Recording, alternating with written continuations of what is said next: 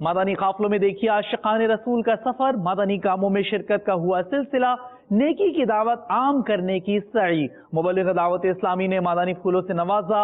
آئیے مدنی قافلوں کا پیارا پیارا مدنی گلدستہ دیکھتے ہیں۔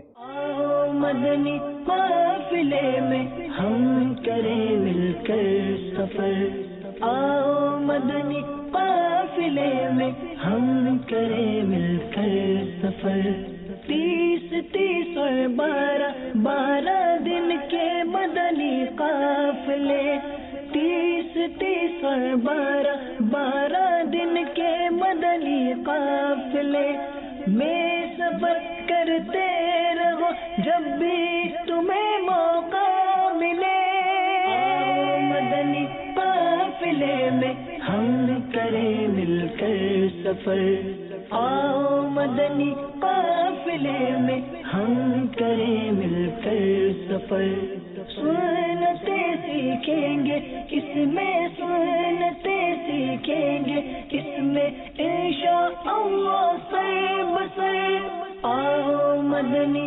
قافلے میں ہم کریں مل کر سفر، آؤ مدنی قافلے میں ہم کریں مل کر سفر۔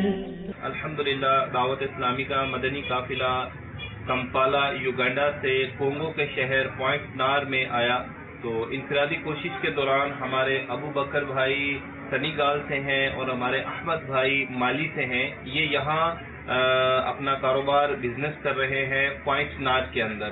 تو جب ان سے ملاقات ہوئی تو انہوں نے دعوت اسلامی کو بہت اچھے طریقے سے ویلکم کیا اور خوش آمدید کہی کہ یہاں آئیں اور آپ دین کا کام کریں، ہم آپ کے ساتھ ہیں۔ اللہ تبارک و تعالی ہم سب کو مل کر دنیا بھر میں دعوت اسلامی کے ساتھ مدنی کام کرنے کی توفیق عطا فرمائے۔